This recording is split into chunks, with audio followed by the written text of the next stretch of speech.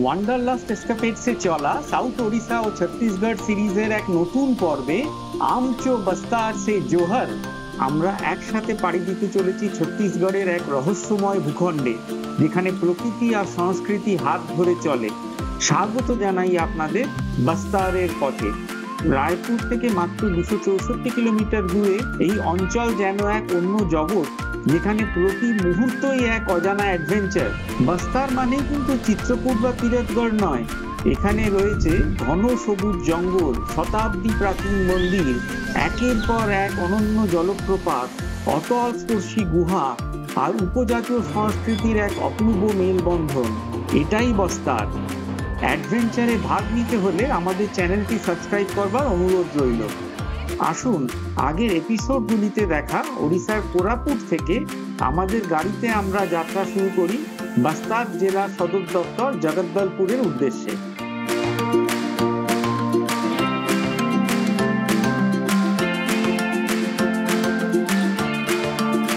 কোরাপুট থেকে জগদ্দলপুরের দূরত্ব 100 কিলোমিটার, আর গাড়িতে সময় লাগবে ওই 1.5 ঘন্টা মতো। সেই কলকাতা থেকে বেরোনো স্টক শেষ কয়েকদিন বেশ সকাল সকাল ছুটতে হচ্ছিল। আজ তাই হেলে দুলে সকাল 11:30টায় বেরোলাম।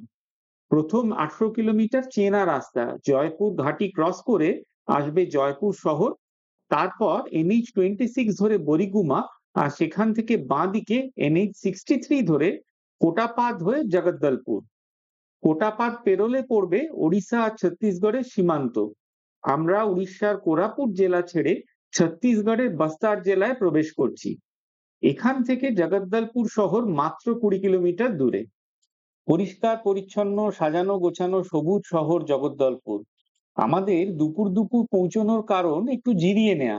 আপনারা হয়তো লক্ষ্য করেছেন, তৃতীয় পর্বের পর আমরা সোজা পঞ্চম পর্বে চলে এসেছি। এবার চতুর্থ পর্বের রহস্য খোলসা করা যাক। আপনাদের শোনাই এক অদ্বিতীয় উৎসবের গল্প, বস্তার দশেরা। এমন এক উৎসব যা প্রথাগত দশেরা থেকে একেবারেই আলাদা। এতে রাম রাবণের কোনো ভূমিকাই নেই। এটি একটি প্রাচীন আদিবাসী সংস্কৃতির উৎসব। দান্তেশ্বরী মাতার সঙ্গে তার দিদি মাভলি দেবী ও অন্যান্য বোনেদের পূর্ণ মিলনের আচার অনুষ্ঠান। 600 বছরেরও বেশি পুরানো বস্তার দশেরা বিশ্বের দীর্ঘতম উৎসব ও ভারতের অন্যতম বৈচিত্র্যপূর্ণ উৎসব হিসেবে পরিচিত। দীর্ঘ 75 দিন ব্যাপী চলা এই দশেরা স্থানীয় আদিবাসীদের বিশ্বাস, ঐতিহ্য ও প্রাচীন রাজবংশের ইতিহাসের সঙ্গে অঙ্গাঙ্গিভাবে জড়িত। এই দশেরা শেষ 10 দিন প্রথাগত দশেরা বা নবরাত্রির দিনগুলির সঙ্গে মিলে যায়। অষ্টমী, নবমী ও দশমীর দিনগুলির আচার অনুষ্ঠান বিশেষ তাৎপর্যপূর্ণ। আমাদের সৌভাগ্য হয়েছিল এক নবমীর রাত্রে জগদ্দলপুরে বস্তার প্যালেসের সামনে মাভলি পর্গবের জাঁকজমকপূর্ণ অনুষ্ঠান প্রত্যক্ষ করবার। আমি এর সমস্ত তথ্য এই সিরিজ শুরু হওয়ার আগেই আপনাদের সাথে ভাগ করে নিয়েছি। নিচে ডেসক্রিপশনে লিংক দেয়া থাকলো, আর আপনাদের কাছে অনুরোধ রইল বস্তার দশেরার ওপর ব্লগটি দেখবার জন্য। আমি বাংলাতে বস্তার দশেরার ওপর আগে কোনো কভারেজ দেখিনি। আশা করি আপনাদের এই অসামান্য উৎসব ভালো লাগবে। আমরা পঞ্চম পর্ব শুরু করছি মাভলি পর্গবের পরের দিন থেকে। সকালবেলা বেরিয়ে দলপত সাগর লেকটা দেখার জন্য চলে এসেছিলাম লেকের ধারে। বেশ ভালো মর্নিং ওয়াকও হয়ে গেল। সকালবেলা বস্তার প্যালেস, আজ দশমীর সন্ধ্যায় আবার সেজে উঠবে ভিতর রাইনির জন্য। জগদ্দলপুর ছাড়ার আগে আমরা এখানে এসেছি আমাদের আগামী কদিনের সাথী এবং গাইড গজেন্দ্রকে পিক আপ করবার জন্য। বস্তার ভ্রমণে আমাদের এমন সব জায়গায় যাওয়ার, চেক করবার ও থাকার কথা রয়েছে যেখানে একজন গাইড থাকা জরুরি। আমাদের এই সফরে আমরা সাহায্য নিয়েছিলাম আনএক্সপ্লোরড বস্তার বলে একটি ইকো ট্যুরিজম সংস্থা। এদের মূল মন্ত্র হলো কমিউনিটি বেসড সাস্টেনেবল ট্যুরিজম, যেখানে এনারা স্থানীয় আদিবাসীদের সরাসরি ইনভলভ করে বস্তারে ট্যুরিজম প্রমোট করেন। এদের প্রয়াস ও ব্যবস্থাপনা আমাদের খুব পছন্দ হয়েছিল। আমি নিচে নাম্বার দিয়ে দিলাম। আমরা আজ শুরু করছি পাতাল প্রবেশ করে। প্রথম গন্তব্য মাদারকোন্টা কেভস। এই কেভ কমপ্লেক্সটি জগদ্দলপুর থেকে 30 কিলোমিটার দূরে। ন্যাশনাল হাইওয়ে 30 ধরে তিরথগড় ফলস যাওয়ার পথে রাস্তা থেকে ডিটুর করলেই পেয়ে যাবেন। বাস্তারে ছড়িয়ে আছে দারুণ সুন্দর সব লাইমস্টোন কেভ কমপ্লেক্স। ফেমাস গুহাগুলো যেমন কোটুমসা, দান্ডক আর কৈলাস, এগুলো কাঙ্গের ঘাটি ন্যাশনাল পার্কের ভেতরে পড়ে। জুলাই থেকে অক্টোবর পার্ক মনসুনের জন্য বন্ধ থাকায় এগুলোতে ওই সময় যাওয়া যায় না। মাদারকোনটা কিন্তু পার্কের বাউন্ডারির বাইরে পড়ে এবং ইজিলি অ্যাক্সেসেবল। এটা লেসার নোন এবং খুব বেশি লোকজন এটার কথা জানেও না, ভিজিটও করে না, কিন্তু possibly one of the best to explore around. আমরা পৌঁছে গেছি। এইখান থেকে 300 মিটার চাষের জমি আর নদীর পাড় দিয়ে ট্রেক করে গিয়ে এই গুহার মুখ অব্দি পৌঁছতে হয়। আমাদের গুহা অভিমুখে ট্রেক শুরু হলো। এখান থেকে কিন্তু লোকাল গাইড ছাড়া গুহায় প্রবেশ করা যায় না। গজেন্দ্র ফোন করে লোকাল গাইড ডেকে আনিয়ে নিয়েছিল।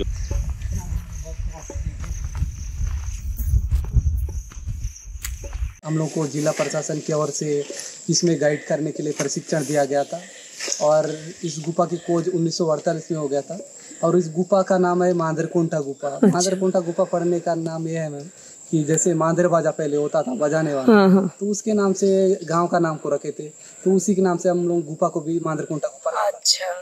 तो इसका खोज 1948 में हो गया था, लखमा सोड़ी करके नाम है। अच्छा। और हम लोग जो भी टूरिस्ट आते हैं उन लोग को गाइड का काम करते हैं। अच्छा। और का सचिव भी हूँ। थैंक यू सो मच, बहुत अच्छा। गेट लॉक किया रहता है जिससे कि ना कोई दुर्घटना घटे, इनके अलावा कोई अंदर नहीं ले जाते। अंदर ना मैम, हाँ। पूरा नेचुरल है। इसका सीमेंट का उपयोग इसलिए किया ताकि पानी अंदर ना घुसे। अच्छा। पूरा नेचुरल फोन नंबर सब। हाँ, ये उनका फोन नंबर सब हेल्पलाइन नंबर्स है, इसीलिए गेट लॉक भी किया रहता है कि कोई अपने आप ना घुस जाए, because it is a natural cave. जो ऊपर सीमेंट बना हुआ है वो बस पानी ना घुसे इसलिए, but otherwise inside it is totally a natural cave.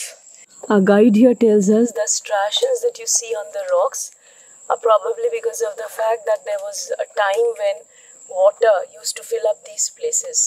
तो पानी की वजह से ये जो आपको striations दिख रहे हैं वो इसलिए है। এবার আমরা পাতালে প্রবেশ করতে চলেছি। একটা কথা কিন্তু মানতেই হবে, এই লোকাল গাইডরা এরম ভাবে আলো দেখিয়ে আমাদের নিচে নিয়ে গিয়ে পুরো জিনিসটা না বুঝিয়ে দিলে কিন্তু ঘোরার মজাটাই আর থাকবে না।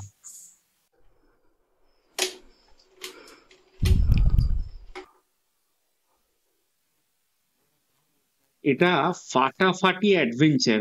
ওই যে নিচে লাইট ফেলে দেখাচ্ছে ওইটা নিচে নামার রাস্তা। सर गोल गोल ये भी नेचुरली है। इसका बनने का दो रीजन है।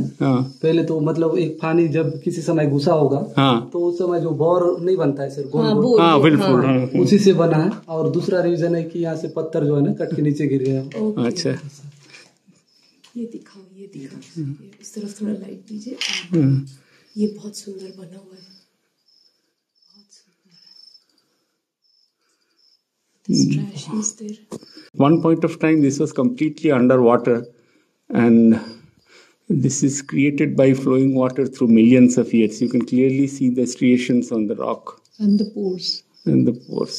ওই দেখুন শিবলিঙ্গের আকারে স্ট্যালাগমাইট। ভূগোলে নিশ্চয়ই পড়েছেন চুনা পাথরের গুহাতে ছাদ বেয়ে টপ টপ করে পড়া জল থেকে সৃষ্টি হয় স্ট্যালাকটাইট, আর সেই জল মাটিতে পড়ে তৈরি হয় স্ট্যালাগমাইট। আমরা ওই নিচে এই হল থেকে অন্য হলে যাব। কোটি কোটি বছর পরে ওপর থেকে স্ট্যালাকটাইট আর নিচ থেকে স্ট্যালাগমাইট জুড়ে তৈরি হয় বিশাল লাইমস্টোনের কালাম। মুকুট জैसा।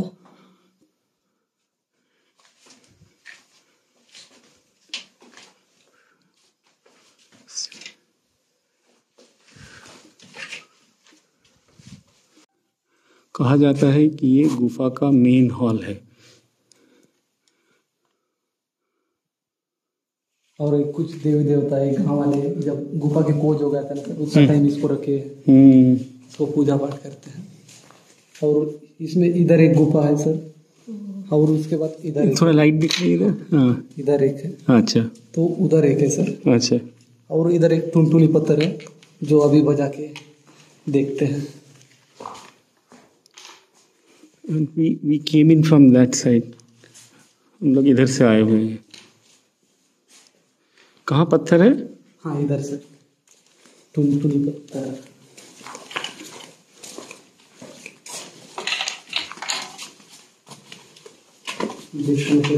देखिए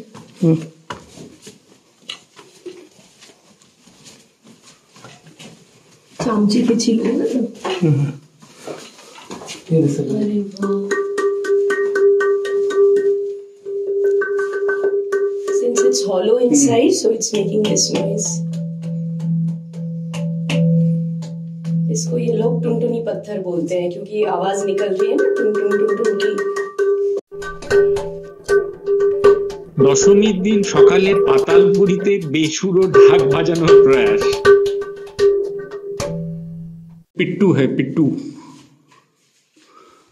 এই অন্ধকার গুহাতে আমরা একমাত্র টুরিস্ট আর গাইড নিয়ে মাত্র 3টি প্রাণী। এটা এক্সপিরিয়েন্স করবার জন্য আমরা 2 মিনিট লাইট অফ করে মেন হলে বসেছিলাম। অবর্ণনীয় অভিজ্ঞতা, এখনো ভাবলে গায়ে কাঁটা দিচ্ছে। ছাদ থেকে ফোঁটা ফোঁটা জল পড়ছে, পরিষ্কার দেখতে পাচ্ছেন। ওই জল থেকে ওই লম্বা লম্বা স্ট্রাকচার, ওইগুলো স্ট্যালাকটাইট। স্ট্যালাকটাইট তৈরি হচ্ছে আর জল এইখানে আবার টপ টপ করে মেঝেতে পড়ছে, আর ওই যে সাদাগুলো ওইখানে তৈরি হচ্ছে স্ট্যালাগমাইট। কোটি কোটি বছর পরে এই স্ট্যালাগমাইট আর স্ট্যালাকটাইট একসঙ্গে জুড়ে যাবে, এই রকম যেমন সামনে দেখছেন, এই রকম সামনে জুড়ে তৈরি হবে লাইমস্টোনের কালাম।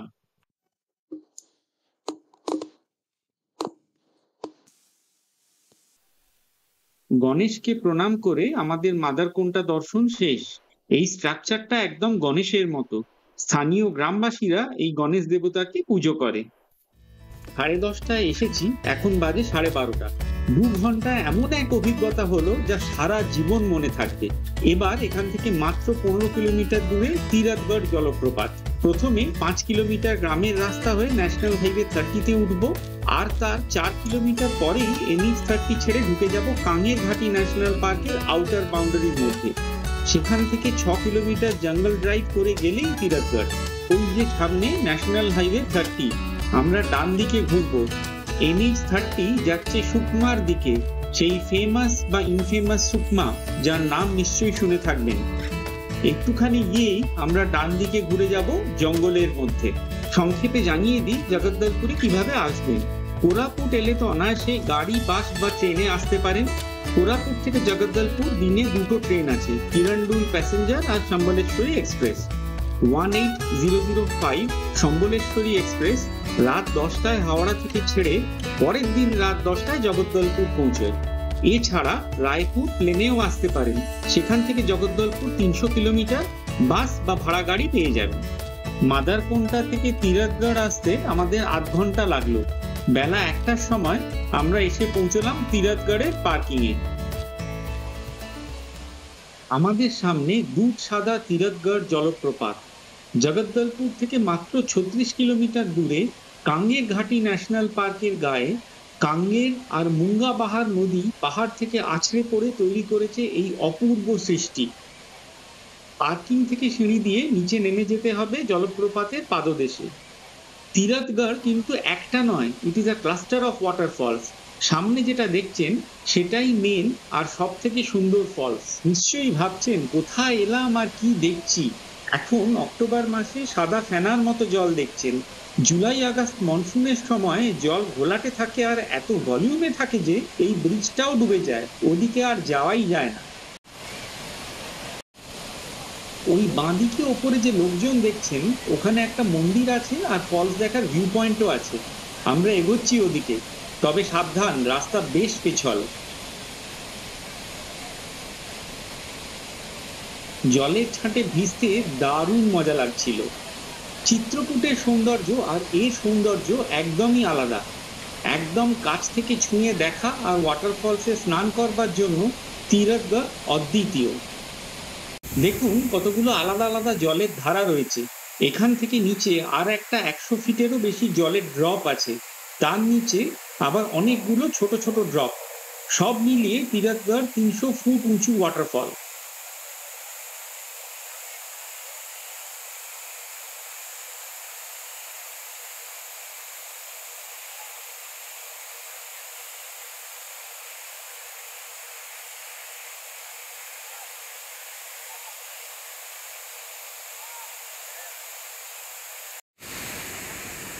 সবাইকে জলে দেখে আমাদের খুব স্নান করবার ইচ্ছে হচ্ছিল, কিন্তু আমরা রেডি হয়ে আসিনি আর হাতে সময়ও কম ছিল।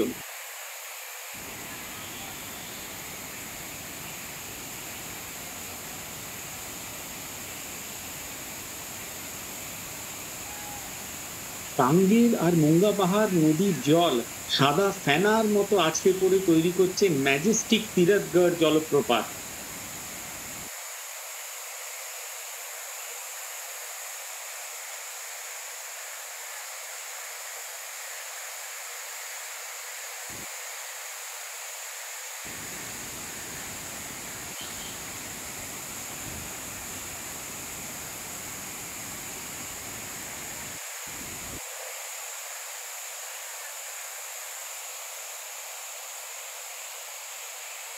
তিরথগড় ভালো করে এনজয় করতে হলে হাতে সময় নিয়ে আসবে, আর এখানে অবশ্যই স্নান করবেন। কিন্তু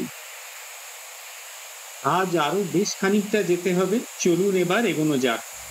এই ওয়াটারফল ফ্যামিলি ধাবাতে মধ্যাহ্নভোজ সেরে আমরা মেন রোড ছেড়ে মাঠঘাটের মধ্যে দিয়ে একটা শর্টকাট নিয়ে নিলাম। উদ্দেশ্য 18 কিলোমিটার দূরে মান্ডোয়া বা দোদ্রেপাল জলপ্রপাত। ম্যাপে গাড়ির লম্ফঝম্ফ দেখে বুঝতেই পারছেন বাস্তারের একদম প্রত্যন্ত মাঠঘাট আর গ্রামের মধ্যে দিয়ে রাস্তা। আর শর্টকাট বলাতে এও নিশ্চয়ই বুঝেছেন যে এটা গুগল বাবার দর্শানো পথ।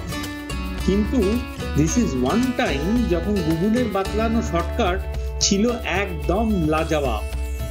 এই 18 কিলোমিটার পথ পেরোতে লেগেছিল মাত্র 8 ঘন্টা। কিন্তু এই ছোট্ট ড্রাইভটা ছিল আমাদের কাছে বাস্তারের one of the best scenic drive. চারিদিকে ঘন সবুজে মোড়া গ্রামের মধ্যে দিয়ে মাইলের পর মাইল সমতল ভূমি, নীল আকাশে বিভিন্ন আকারের মেঘেদের খেলা, আর তার মধ্যে দিয়ে চলে গেছে আঁকা বাঁকা একটা ছোট্ট সুন্দর রাস্তা। এটা যে কোনো ড্রাইভিং এনথুজিয়াস্টের ফ্যান্টাসি। মান্ডোয়া ফলস দোদ্রেপাল গ্রামের কাছে হওয়ায় একে দোদ্রেপাল ফলসও বলে। এসে পড়লাম মান্ডোয়া ফলসের পার্কিং এ। এখান থেকে বেশ খানিকটা হাঁটতে হবে। স্রোতস্বিনী নদী আর সবুজ ধান ক্ষেতের আলবে মন পাগল করা হাঁটার রাস্তা। মুঙ্গা পাহাড় নদী 70 ফিট হাইট থেকে পড়ে তৈরি করেছে মান্ডোয়া ফলস।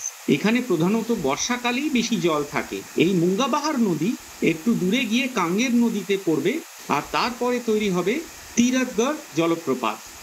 বেলা প্রায় 4টে বাজে, এখনো বাকি রয়েছে 80 কিলোমিটার পথ। বেরিয়ে পড়লাম মান্ডোয়া থেকে। যদি জগদ্দলপুর থেকে NH63 হয়ে মান্ডোয়া আসেন তাহলে কিন্তু মাভলি ভাতা গ্রাম হয়ে দোদ্রেপাল মন্দিরের দিকে চলে যাবেন না। ওখান থেকে ফলস 3 কিলোমিটার হাঁটা, রেলওয়ে আন্ডারপাস ক্রস করে তিরথগড়ের দিক দিয়ে অ্যাপ্রোচ করবেন। হাঁটা খালি 1 কিলোমিটার পড়বে। আবার কানেক্ট করে ফেললাম NH63। চলেছি গিদম হয়ে দান্তেওয়াড়ার পথে। মান্ডোয়া থেকে দান্তেওয়াড়া 62 কিলোমিটার। গিদম থেকে NH63 ছেড়ে বাঁ দিকে ঘুরতে হয়। 52 শক্তিপীঠের অন্যতম শক্তিপীঠ মা দান্তেশ্বরীর মন্দির থেকে জায়গাটির নাম দান্তেওয়াড়া। সামনের গাড়িটি দেখুন, দেখলেই বুঝবেন এখানে আর্মড ফোর্সেসের প্রেজেন্স সর্বত্র। বাস্তার জেলা ভেঙে তৈরি হওয়া দান্তেওয়াড়া জেলার সদর দপ্তর হলো দান্তেওয়াড়া টাউন। এটি আদিবাসী অধ্যুষিত নদী, পাহাড়, জঙ্গল আর উপত্যকায় মোড়া একটা ন্যাচারাল প্যারাডাইস। দান্তেওয়াড়া জেলায় অবস্থিত বাইলাডিলা পাহাড়ে বিশ্বের বৃহত্তম লৌহ আকরিকের ভান্ডার মজুদ রয়েছে। দান্তেওয়াড়ার হালের ইতিহাস তো সবারই জানা আছে। আশা করি যত তাড়াতাড়ি সম্ভব এর কুখ্যাতি মিটবে। সবই তো শুনলেন, বিকেল 5টা বেজে গেছে, অন্ধকার ঘনিয়ে আসছে। এরম জায়গায় আমরা শহর ছেড়ে আরো দূরে জঙ্গলের দিকে কোথায় চলেছি? বাস্তার ট্রিপ প্ল্যান করার সময় আনএক্সপ্লোরড বাস্তার থেকে আমাদের দান্তেওয়াড়ার কোনো হোটেলে রাতে থেকে যেতে বলা হয়েছিল। আমরা শুনিনি, চেয়েছিলাম একদম অথেন্টিক আর র অ্যাডভেঞ্চার এক্সপিরিয়েন্স। তাই লোকালয় ছেড়ে চলেছি জঙ্গলের মধ্যে। সর্বত্র সশস্ত্র বাহিনীর উপস্থিতি চোখে পড়ছে। একটা ফর্টিফাইড কমান্ডো ক্যাম্প পেরোলাম। ঘনিয়ে আসা অন্ধকারে যত জঙ্গলের মধ্যে ঢুকছি দুশ্চিন্তা বাড়তে লাগলো। কাজটা কি ঠিক করলাম? পস্তাতে হবে না তো? গজেন্দ্র আমাদের সাহস জোগাচ্ছিল। এসেই যখন পড়েছি তখন বেশি ভেবে আর লাভ নেই। চারিপাশের প্রকৃতি কিন্তু ক্রমে আরো অসাধারণ হয়ে উঠছিল। এসে পড়লাম আজ রাতের ঠিকানায়। শহর থেকে 16 কিলোমিটার দূরে দান্তেওয়াড়ার জঙ্গলের মধ্যে বাইলাডিলা রেঞ্জের ঢোলকাল হিলের পাদদেশে আনএক্সপ্লোরড বাস্তার দ্বারা চালিত ঢোলকাল জঙ্গল ক্যাম্প। আজ রাতে আমরা ক্যাম্পিং করছি। সামনে যেটা দেখছেন আগুন জ্বলছে, ওটা ডাইনিং এরিয়া। স্থানীয় আদিবাসী সেলফ হেল্প গ্রুপের লোকেরা আমাদের জন্য রান্না চড়িয়েছে। এর থেকে র এক্সপিরিয়েন্স আর মনে হয় হতে পারে না। 12টা তাঁবু খাটানো থাকলেও টুরিস্ট আমরা মোটে 2 জন আর গজেন্দ্রা, তাই রাতে খালি 2টো তাঁবুই ইউজ হবে। অন্ধকার নামতেই ক্যাম্প ফায়ার জ্বলে উঠলো আর সঙ্গে ঝেঁপে বৃষ্টি। এখানে আমরা কেন এলাম, তারপর কি হলো জানতে হলে ঝটপট আমাদের চ্যানেলটি সাবস্ক্রাইব করে পরের এপিসোডগুলি দেখুন। লাইক, শেয়ার ও কমেন্ট করতে ভুলবেন না যেন। আপনাদের মূল্যবান সময়ের জন্য ধন্যবাদ।